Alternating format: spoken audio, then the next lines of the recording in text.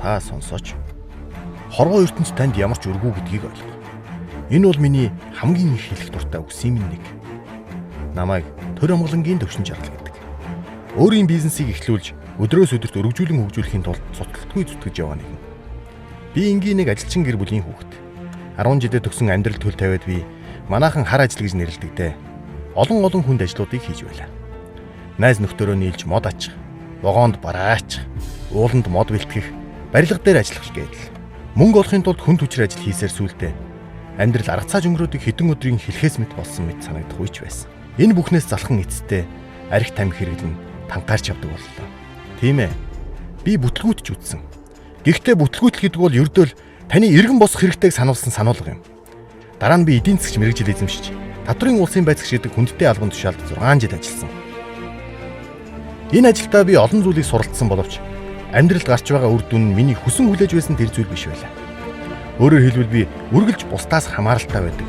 Мөнгөөр үргэлж дутагдж байдаг тэтгэврийн хөгшин болохыг хүссэнгүй. Өнөөдөр би бизнес эрхлэн дэлхийн олон гайхамшигтай газруудаа танилцж, фитнесээр хичээлэн өөртөө цаг зав зарцуулж, олон сайхан хүмүүстэй хамт сайн үйлсийн аян хийж, мөнгөхийн суралцаж, бас бусадтай боломжоо хуваалцаж байна. Олон найз нөхөд минь намайг ажлаасаа гарч бизнес эрхлэхээр шийдэхэд маш их гайхан эсэргүүцэж байж байлаа. Гэвч би өөрийнхоороо хийхийг хүссэн юм. Энэ бүхэн хаанаас эхэлсэн бэ гэж юу?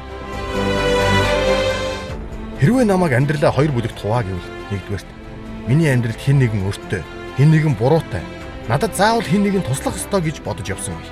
Харин хоёрдугаарт хорвоо ертөнц надад ямар ч өргүй гэдгийг ойлгосон үе гэж хуваагдах байх. Тийм ээ. Үнэхээр хэн ч танд өргүй, хэн ч таны амьдралаар амьдрахгүй, хэн ч таны өмнөөс хариуцлага хүлээхгүй, хэн ч таны өмнөөс өлсөж, уурлаж, өвдөж зовхгүй гэдгийг ойлгохдоо зэрэгцэн. Бүх зүйлийг би өөрөө хийж бүтээх ёстой. Би өөрийн амьдралынхаа эзэн нь. Би хувь заяагаа өөрийн гараар, өөрийн ухаанаар, өөрийн ураар бүтээгч нэгэн хэмээн сэтгэж эхэлдэг байна. Би 30 настайгаас эхлэн өөрчлөлтийн тухай бодож эхэлсэн. Өнөөдөр бид өвөрмөц бас хачирлалаар дүрэн нийгэмд амьдарч байна. 20 жилийн өмнө бидний ээж аав тэр үеийн хүмүүс мөрөөдөж чаддгүй байсан олон зүйлийг өнөөдөр хэн ч худалдаж авах боломжтой болжээ.